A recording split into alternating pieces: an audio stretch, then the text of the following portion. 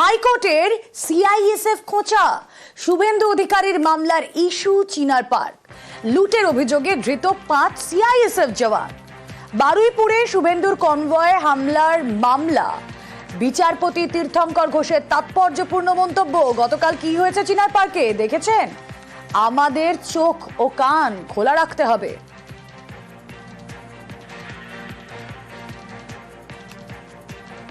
কথা বলবো, আমাদের প্রতিনিধি অর্ণব রয়েছেন সঙ্গে। অর্ণব, বারুইপুরে শুভেন্দুর কনভয় হামলা এবং বিচারপতি তীর্থঙ্কর ঘোষের সেই প্রেক্ষিতে এই মন্তব্য কতটা সিগনিফিকেন্ট?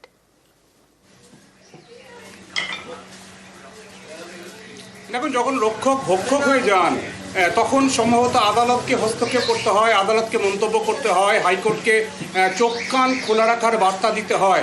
কারণ আজ বিচারপতি তীর্থঙ্কর ঘোষ মামলা চলাকালীন শুভেন্দু অধিকারী, শঙ্কর ঘোষ বিজেপি বিধায়কদের ওপর বারুইপুরে হামলার ঘটনা, অর্থাৎ শুভেন্দু অধিকারী কনভয় হামলার ঘটনার মামলা, সেই মামলার প্রেক্ষিতে যে মন্তব্য করেছেন, মন্তব্যটা খুব ছোট কিন্তু তার তাৎপর্যটা অনেক অনেক বড়।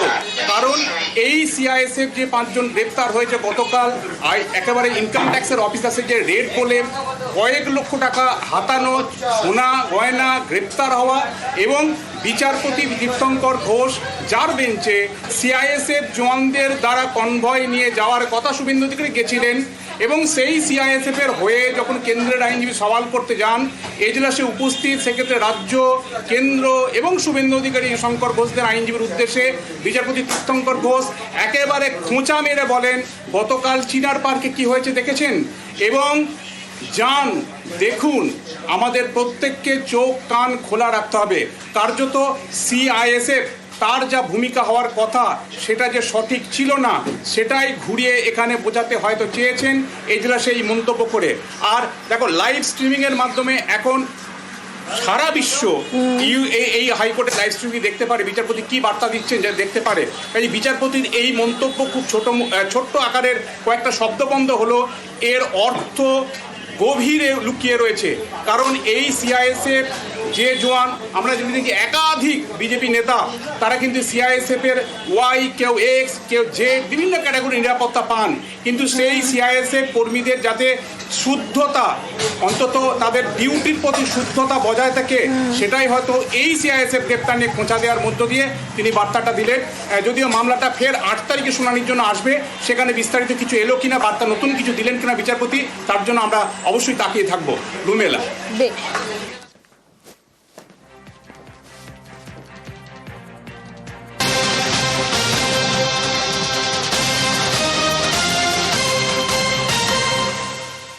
বারুইপুরের ঘটনায় হুঁশিয়ারি শুভেন্দু অধিকারীর, পাল্টা হুঙ্কার কল্যাণ বন্দ্যোপাধ্যায়।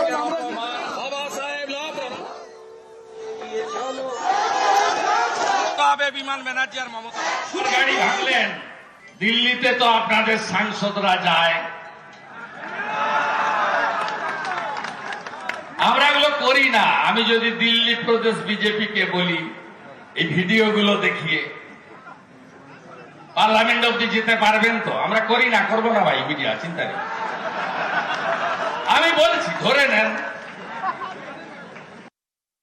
ভিডিও পাঠানো যায়, পাঠান দেখি কত বড় বিল, ও দেখি কোন ডেটে আসবে বলে দিতে বলো আগে থেকে, দেখি ওর কত বড় হিম্মত আছে। ওর ছাতিতে জোর থাকলেও দিল্লির বুকে আমাদের কিছু করে দেখা, থ্রেট করেই চালিয়ে দিল, ভেবে যে ও থ্রেট করবে আর আমরা ভয় ঢুকে থাকবো। 65টা সিআইএসএফ নিয়ে তো ঘোরে, আবার বড় বড় বাদ কি বলছে।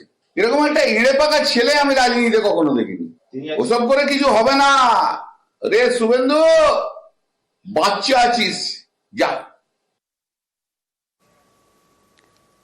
আর এদিকে অর্জুন সিং এর বাড়িতে পুলিশ। গতকাল রাতে ভাতপাড়ায় বোমাগুলি, অর্জুন সিং এর বাড়ির সামনেই ঝামেলা হয়। ঘটনায় 4 জনকে গ্রেফতার করে পুলিশ। তলব করা হয় বিজেপি নেতা অর্জুন সিংকে। আর তলব এড়ানোয় অর্জুনের বাড়িতে পৌঁছয় পুলিশ। জিজ্ঞাসাবাদ চলছিল। লেটেস্ট কি আপডেট জানার চেষ্টা করি, প্রতিনিধি অমিত সরকার রয়েছেন ফোনে। অমিত, ভাটপাড়ায় জগদ্দল থানা এলাকায় গতকালের যে গন্ডগোলের ঘটনা বা ঝামেলার ঘটনা, বোমাবাজি ও গুলি চলার যে ঘটনা, সেই ঘটনায় অর্জুন সিংকে আজকে কাকভরি বলে, তিনি যেটা অভিযোগ করছিলেন, কাকভরে তাকে পুলিশের তরফে নোটিশ দেওয়া হয়েছিল। পুলিশের তরফে নোটিশ দিয়ে আজকে সকাল 10টায় তাকে জগদ্দল থানাতে ডেকে পাঠানো হয়েছিল, কারণ পুলিশ এই ঘটনা দেখে তাকে জিজ্ঞাসাবাদ করতে চায়।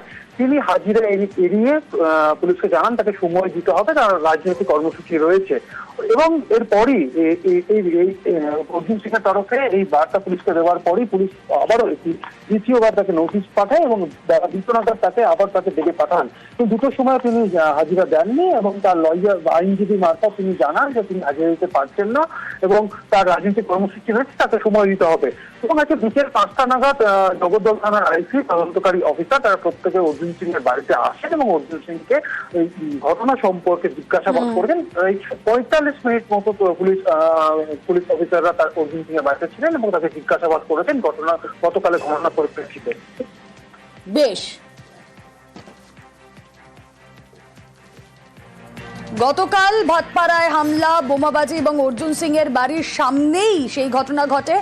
আবারও সরগরম ভাটপাড়া। বুধবার রাতে মিল কর্মীদের মধ্যে সংঘর্ষ, বোমা পড়ে, গুলি চলে, এক যুবকের পায়েও গুলি লাগে। আর এই নিয়ে বিজেপি নেতা অর্জুন সিং এবং ভাটপাড়া তৃণমূল বিধায়ক সোমনাথ শ্যামের মধ্যে দরজা তুঙ্গে।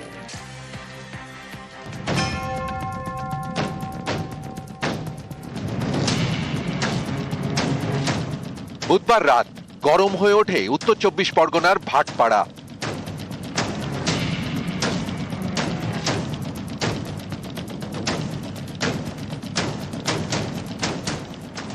পড়ল বোমা, চলল গুলি, গুলিবিদ্ধ এক যুবক, তাকে ভর্তি করা হয় কল্যাণী জেএনএম হাসপাতালে। ভাটপাড়া পুরসভার 18 নম্বর ওয়ার্ড, এখানেই মেঘনা মিল। বুধবার রাতে এই মিলের বাইরে কর্মীদের মধ্যে গন্ডগোল বাধে। সেই সময় অর্জুন সিং এর বাড়ির সামনে বোমাবাজি হয় বলে অভিযোগ, চালানো হয় গুলি। তৃণমূলের অভিযোগ, এসবের পিছনে অর্জুন সিংই রয়েছেন। স্পষ্ট দেখা যাচ্ছে সিসিটিভি ক্যামেরাতে অর্জুন সিং এর পাশে সাদা জামা পরে একটি ছেলে, যার হাতে ফায়ার আর্মস, সে গুলি চালায়। সাধারণ মানুষের দাবি যে অর্জুন সিং নিজে হাতে কালকে রাতে সেখানে গুলি চালিয়েছে। আমরা দাবি করছি যে এই গুন্ডাগর্দি আর আমরা ব্যারাকপুর লোকসভার অন্তর্গতে বরদাস্ত করব না। অবিলম্বে অর্জুন সিংকে গ্রেফতার করতে হবে, না হলে আমরা বৃহত্তম আন্দোলনে যাব। ওখানে তো সিসিটিভি ক্যামেরা আছে, কারা গুলি চালাচ্ছে, কারা পালাচ্ছে, সবই তো দেখা যেতে পারে। অত আমার দিন খারাপ হয়ে যায় না, আমাকে পার্সোনালি গুলি চালাতে হবে। এই গলির মধ্যে গুলি চালাবে কেন? গোষ্ঠীদ্বন্দ্ব হলে আমার বাড়িতে বম চালাবে কেন? प्री प्लान घटना था। मैं तो भाई चूड़ी पहन के बैठने वाला आदमी नहीं हूँ। मेरे घर के बगल में गोली चलेगा तो मुझे तो उतरना ही पड़ेगा। और सोमनाथ श्याम बचाते आसबे, क्यों बचाते आसबे ना? सोमनाथ श्याम उसके बाड़ी नहटी पालिए जाবে। ভাটপাড়ায় এই অশান্তির ঘটনায় অর্জুন সিংকে নোটিশ পাঠায় জগদ্দল থানা। তাকে থানায় ডেকে পাঠানো হয়, কিন্তু অর্জুন সিং থানায় যাননি। তখন পুলিশই অর্জুন সিং এর বাড়িতে যায়।